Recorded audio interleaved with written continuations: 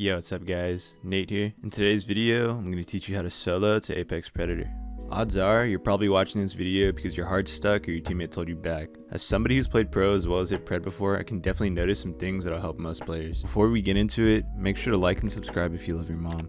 If you don't, you can always unsubscribe in the future, as well as following my other socials.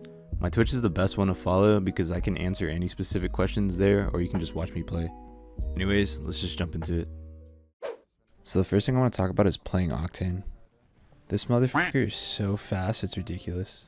As a solo player, if your team dies, you can be off the scene in an instant. I'm not joking. He's like Usain Bolt amongst dirty, lifeless rocks, and by that I mean you could never catch this guy unless you're also running Octane. Obviously other options work, but he's the character I play most because of how fast I can move around the map with him. He's really good at escaping as well and making it to third parties quickly. Using his basic ability to get out of fights or to give you a speed boost is solid. His ultimate lets you maneuver towards or away from your enemy and can even put you in some spots on the map that you can't normally climb. So as of now, Octane definitely takes my #1 pick to solo climb with. The next thing I want to talk about is actually playing the game. A question I see a lot is how do you actually get better? How do you improve, or how do you play like a pro? It's pretty simple. You have to play the game a lot. You can ask any pro and I guarantee they would say exactly the same thing. Using an aim trainer helps, but you still have to be comfortable with the in-game mechanics. To practice, I'd recommend playing some pubs and landing hot every time. You want to fight others and try to outplay them. It won't be easy at first, but with practice you can turn into a god in rank. Pay attention to your mistakes and try not to make them again. Being self-aware is a way to improve quickly, and with time you'll roll lobbies. The next step is knowing that this is your game. Nobody's better than you other than me. I'm better than you. What I mean by this is that you have to be confident in yourself. I see so many players with the most emo attitudes and it really hurts their gameplay. You're a f***ing alpha. Take what's yours. Mixing confidence and mechanics will turn you into a god. All in all, you just have to believe in yourself. When you do this, you naturally play better. It's pretty toxic, but whenever I take a fight and I win, I'll shoot their bodies and teabag them to assert dominance. Moving on, I know I just talked about being alpha, but that doesn't mean to go in like a meathead. You're still gonna have to use your brain and choose fights carefully.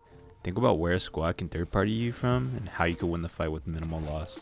It is really easy to third party in this game, so you really have to be aware and think if it'll actually help you win the game. The next step is to be faster. I can easily tell a good player from a bad player based off of how fast they're doing things. This means start sliding more, run up your melee out, and start b-hopping. While your grandma's still looting back there, the game is already done. You have to take only what you need and be quick about looting, especially after you fight. If you're landing against others, you're going to want to loot way more than them.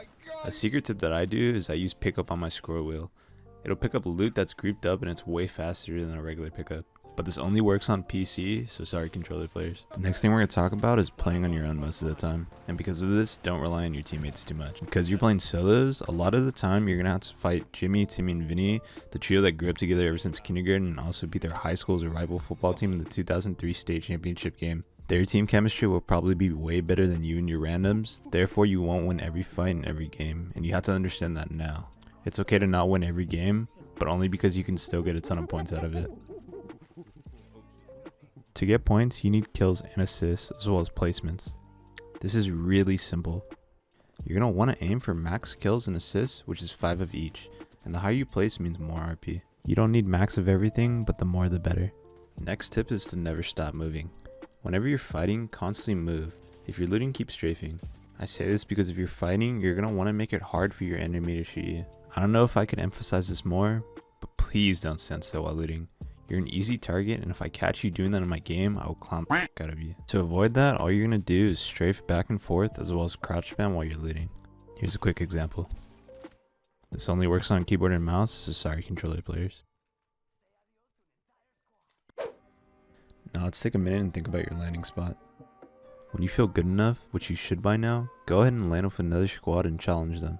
I only say this because you're going to want early game kills for kill participation, and if you manage to do that, you can even have better loot. But if you're still not feeling confident enough, go ahead and land safe away from a team. Freaking pussy. The reason why you want early game kills is that's probably when it's easiest to kill somebody. They're probably going to have white armor or just a weak gun. This is something you really want to take advantage of. If you win your fight and you hit everybody on the enemy squad, you can get 3 kill participations. For example, if you kill all 3, then you would only need 2 more to get max kills. And if you do an assist on all 3 of them, then you would only need 2 more for that as well. This is a fair warning. If you can't win your fights and you constantly lose, this is a really easy way to actually lose points. So like I said, only do it if you're confident enough. Next tip is pretty important and it'll probably happen a lot, but if your teammates are dead, play smart. So you actually don't want to fight or third party anybody. The only time you want to fight is when you really have to, or if there's only 3 squads left and the other 2 squads are fighting. To do this, you're usually going to want to do something called ratting, and ratting is where you just hide. You don't really make noise, you don't really shoot at anybody unless you really need to. So here's a game where both my teammates are dead and I'm sitting in a spot just hiding. I'll shoot anybody in front of me that could cause me troubles. I wouldn't recommend shooting at anybody, but I just did it anyways because I'm an alpha. This team drops on me and I'm in a bad position, so I have to do damage. I just whiff, I whiff. Oh, brother, this guy stinks! But eventually I get out and I have self-res, so I know I can play off of that. I want to sit in a spot where they can't really focus on me without getting punished by another team. So as I'm moving, I get knocked by another team, but because I'm in a good position where she can't really thirst me without getting punished by another team, I just sit in the corner and I wait to self-res. As I'm self-resing, I'm keeping in mind on how many squads are left and who's actually winning the fight. The kill feed here is your only teammate.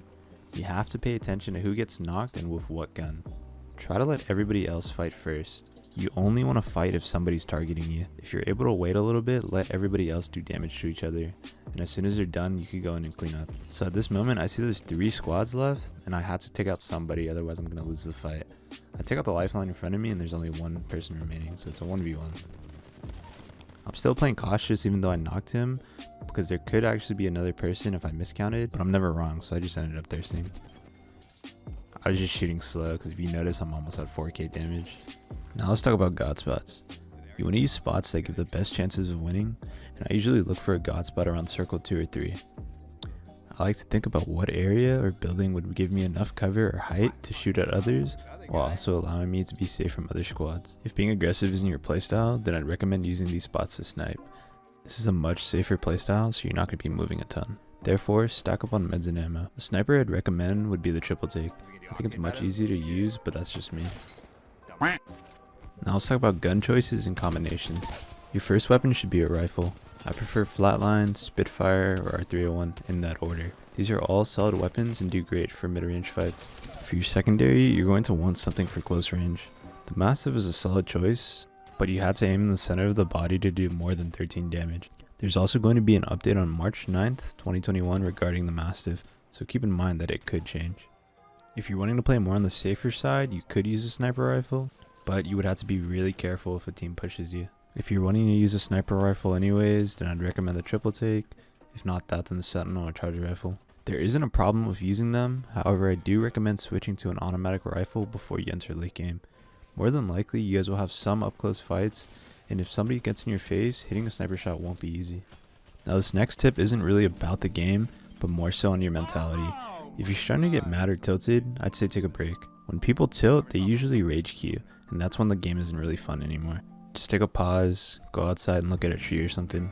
Go kick some rocks or go smell some flowers. Overall, you just want to come back when you feel better. Sometimes you're just gonna get upset and it's not really your fault, because it definitely is frustrating. Nothing about solo queuing is easy. I already know that majority of you guys blame your teammates because that's what I do too. If you're able to communicate with your team, just do it. Even though you're not really on the same page with them, I still communicate everything, calling cracks and who I hit. I also like calling out plays before I make them, just to make sure everybody's on the same page. This is way better than just going in without a plan. By doing this one little thing, it might make all the difference when your team knows what you're trying to do, and hopefully they're able to help.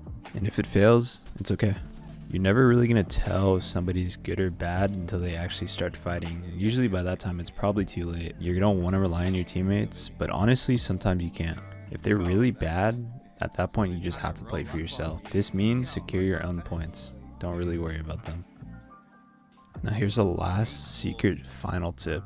This last piece of advice will probably help you out the most, and it's to not solo queue. When it comes down to it, Apex Legends is still a team-based game. And honestly, solo queuing is very mentally draining. And because of that, try to 3-stack.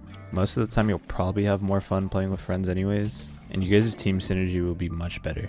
If you're trying to look for new people, I definitely recommend joining an LFG Discord group. You're probably not going to find your best friend on the first try, and there probably will be some trash players on there.